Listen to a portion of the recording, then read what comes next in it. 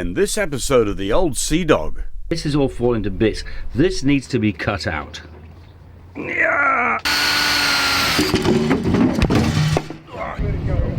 Dog's having a good time anyway.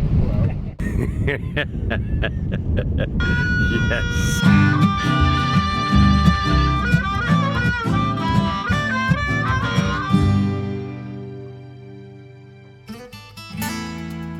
In the last episode I actually put in a couple of clips showing some of the work finished. That was by accident. No, the work is not finished. As you'll see from this video, the work goes on.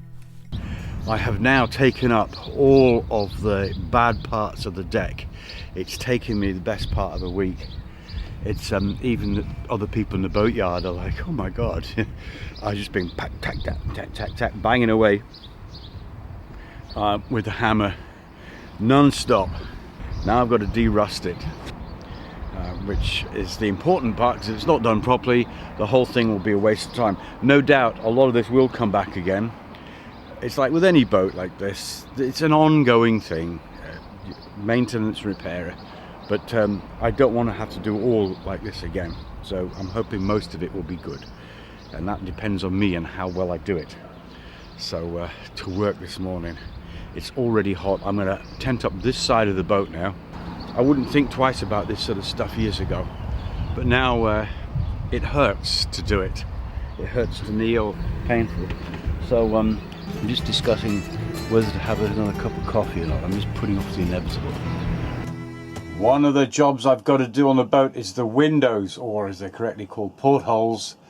Those are okay. This one above the galley here is a different story.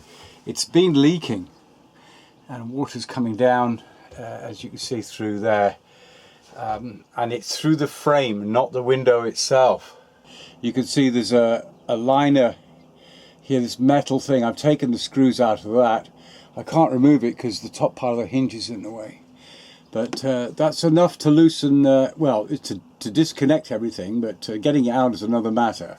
The window, this part here on the outside, it's got a lot of sealer in it, and anybody who's used sealer before, call it mastic or whatever you want, silicone, but there's quite a fat area here that's got sealer underneath it, and that creates a lot of adhesion, and getting those off is usually a problem.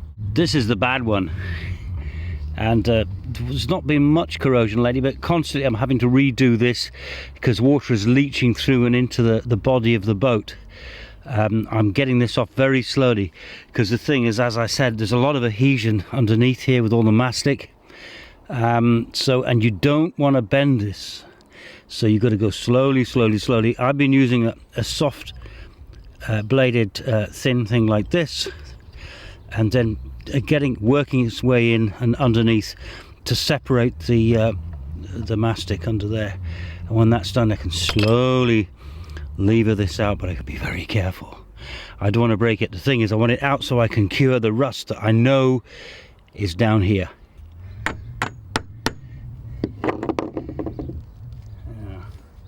could be some swear words in a minute. Yeah, when I say adhesion, it's like a sucker.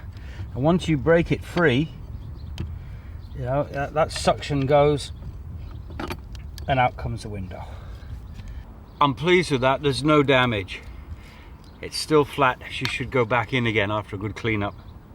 There's the problem there. You can see the coatings here, and this is it's come back. It's breaking away. There's a steel, raw steel there, and you got rust. It's not too bad. You can see where the rust has stopped there.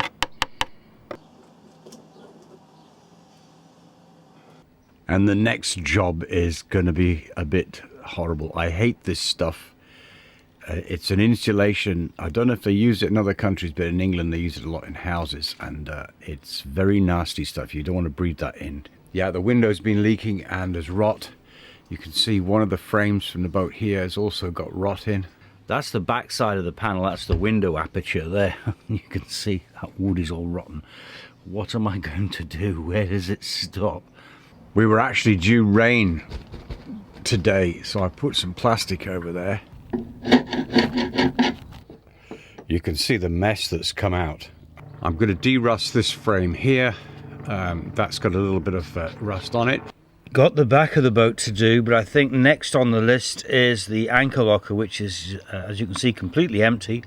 But again, the rust is in there, and it needs de-rusting before it does any structural damage. I might have a bit of damage underneath the winch, which is due for changing out. I'm going to get an electric winch. Just to give you an idea, this is the amount of rust spots that I've got up on one side of the boat. And don't normally swing the camera around like this. If we come across this side, it's the same again, all the way down. These are rust spots, and I've had to chip out all of the filler, or rather the fairing, in places like this and up here, to get to the rust. You can see the depths of the filler there. This is actually some other stuff that was on the deck. This is steel that was rusty. It's now been treated, burnt with phosphoric acid and some other stuff which I've got, which is on there now, which has actually hopefully sealed it. I've got the bad window completely out. I'll show you that later, but in the meantime it's taped up with plastic in case it does rain tomorrow or tonight. I'm just running short of time, really trying to get myself in gear. I've not been in a best mental state lately. It's just overpowering the amount of work I've got to do. The bit that's kind of got me all head up is this again, the chain locker. There's bits of rust in here. I just don't know how I'm going to get to them, but get to them I must. I mustn't allow this to get any worse.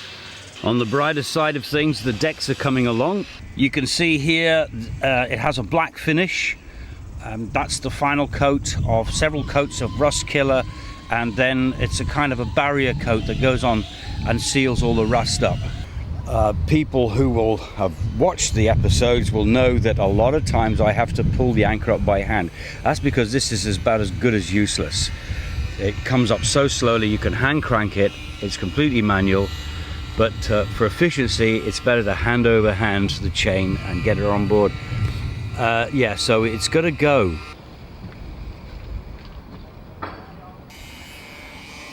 I'm not going to be able to replace it at the moment, I think, because I can't get a replacement.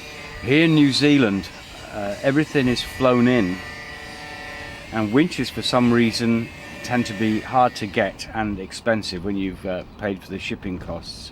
There is a local company that makes a winch. I'm looking at that at the moment. Been working on the chain locker, but for the moment I thought I'd take time out from that and concentrate on this. There's a cross piece here. This capping piece goes over the top of that, and I've been trying to get these bolts undone here. This is all falling to bits. This needs to be cut out, and I want to make sure all the bedding and everything underneath here is good for whatever winch I happen to put on here. Yeah, and getting this off is just a pain. Yeah.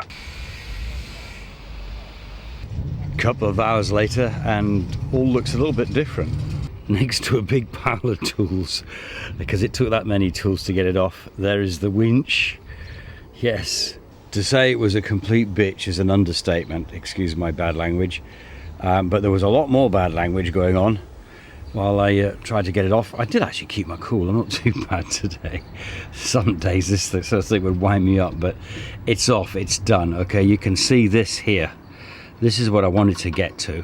Saw this little boat a couple of weeks ago and was admiring it. Kind of like a schooner rig with the stern mast higher than the foremast. The hull is actually quite old and made of wood. She's the sort of thing that I thought if I ever wanted to downsize, that would be my ideal boat.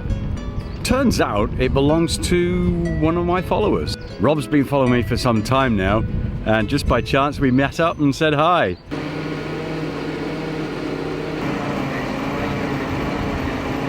How's it feel to have your boat going in the water? I love it. It feels very good. Finally on the way. Dog's having a good time anyway. Work is getting on. I've got 2 coats of epoxy on the deck. It's beginning to look good. I've got another coat of that to go on, then I'm going to do filler and then paint. Next is the back. The lazarette is a big piece of metal, very, very heavy, and I don't want to work on it on the boat because it's going to make a hell of a mess, so I have to get it off. So to get it off the boat, I'm going to harness it all up with some rope, attach it to one of the sheets that are on the end of the boom, and lower over the side.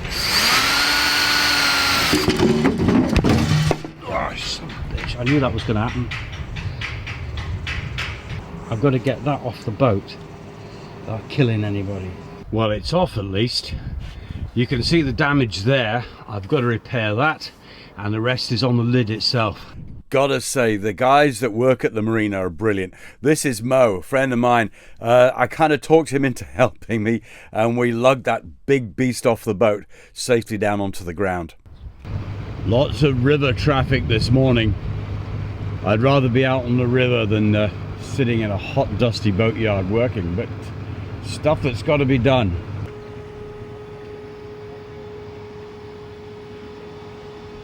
Some of this morning's tools, a steel rule and a knife. Still de-rusting, but we are actually getting to the end of it. All this maintenance stuff and the videos like this are not going to go on forever. We'll get around to some saily stuff as soon as we can, and that's what I'm trying to do, is get through this. Quite a few people have been asking for how-to kind of videos, the other side of boating life, the real gritty stuff. And that's what we're doing, grit being rust. There it is. Well, you can see just how much was bad. This is the inside of it in the boat. That used to have a chimney that came down to what was a diesel heater down here. I don't know. Once you start disturbing stuff like this, you've got to finish the job off. Yes. Slightly overkill, I think. Sometimes boats just aren't worth repairing. Dear oh dear.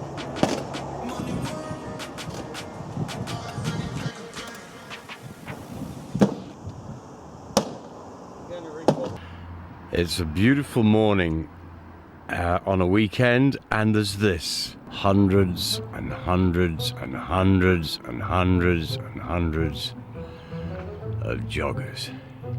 I mean, what is wrong with these people?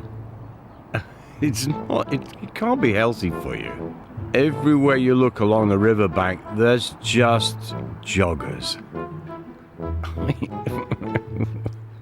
Why? I just don't get it. I've tried running. It makes me feel awful. I mean, running like that makes your heart beat fast, you breathe heavily, you exert yourself. You open yourself up to a heart attack. I mean, it isn't good for you, honestly. Look at this, look at them. They're all mad. Why would you want to do that? It's nothing like the smell of warm lycra in the morning. At the back there looks like one of the joggers has spontaneously exploded. Well, not surprised. Apart from the joggers, it is a nice morning though. But for me, it's just another work day. It's an old Morris Minor. I've seen it before around town, and a depressing thought crossed my mind. I'm looking around this yard, realizing that the two oldest things in this entire yard, that includes the people, the boats, anything that's in here, are that car and me. 1950s vintage. There's a cafe down the end of the alleyway here in the yard. That's open today, but everything else is closed. It's a Sunday. Got all the walkways up, and I'm doing work on the bow.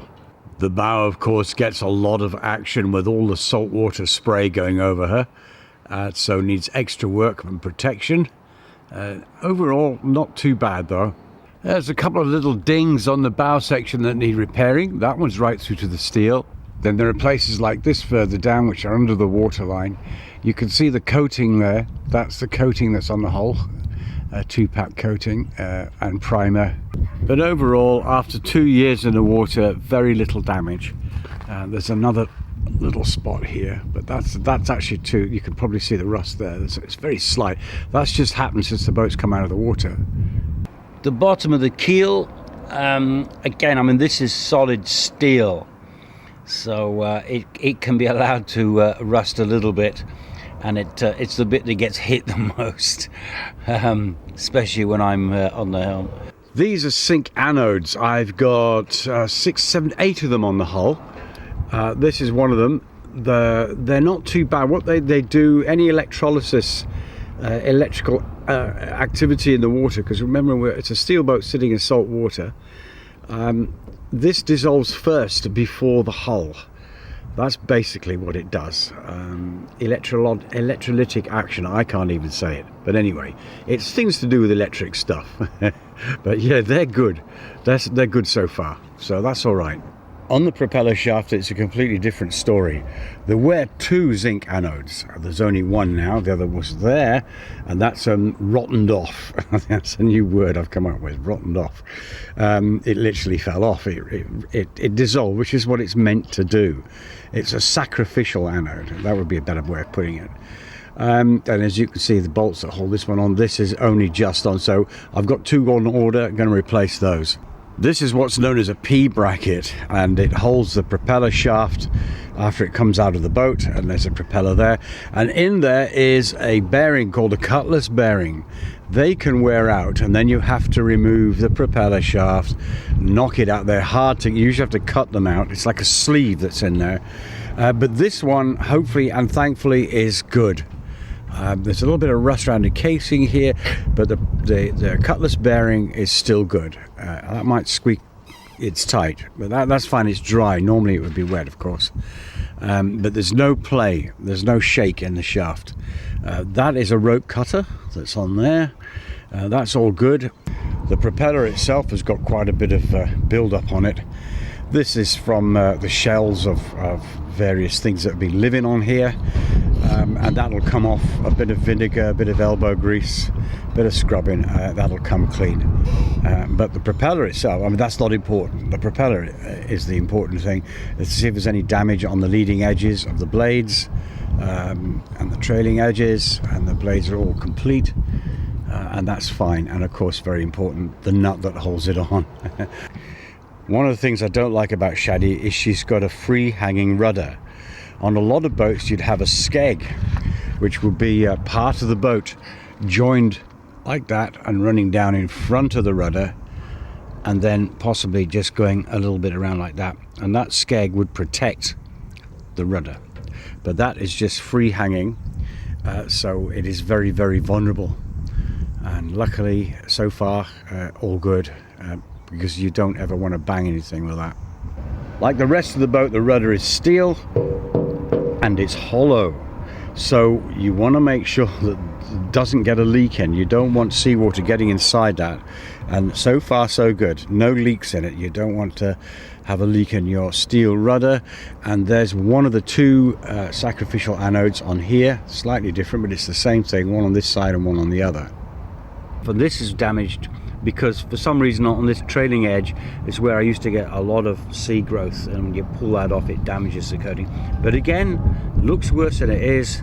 Going to sand that back, treat the steel, and seal it up and repaint, and that'll be job done. There is a hole which is one of the scuppers. This one on this side is okay, the other one on the other side is blocked. You can see them both there. Yeah, so it's important that I actually get that clean and working properly. Unlike most of the rest of the boat, the back of the boat is often bouncing out of the water, or rather in and out of the water. So it gets a rough treatment, and you can see here heavy staining on the back. This happens every time I take the boat out of the water, and it's hard as hell to get off. Quite a bit of paint damage amidships. That's been caused by rubbing up against jetties and damage from the fenders and car tires and what have you. Don't know if you recognize this. This is the lazarette seat or cover from the back of the boat. Lots of rust on this, so I've actually taken her down. She's off the boat down here, ready for some work. Next to her and upside down is the anchor locker lid, and next to them both is last night's cooking pan that still needs to be washed. Always something to do on a boat. The marina here were worried about all the rust coming off my boat that might blow on other people's boats, so they put me by myself at the end of the yard. Kind of suits me though. Got my own little front garden here. There's the mainsail, which is completely, and I won't use a swear word, but it's completely jiggered, no good anymore, scrap. Over here, other bits and pieces, and tiny shaddy is under there somewhere. Anchor chain is down here also. I don't know, but I'm probably going to renew all that, but it's just another job. Sometimes it just gets too much.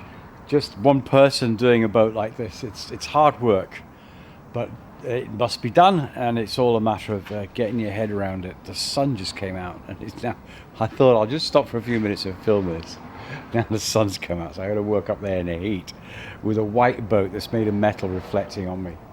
My ears, even my ears are burning in this country, I tell you. The sun is frightfully hot, because we're down by the end of the world. The ozone layer's got a big hole in it, and the sun is very, very, very burny here, so you have to be very careful. There's a lot of, in fact, there's a lot of New Zealanders. First thing I noticed when I came to New Zealand is there's people with bandages on their ears and their noses because they've had the tops and the tips of their nose cut off because of skin cancer. It's serious. Gotta get me one of those. Right, enough chitter chatter. Back to work.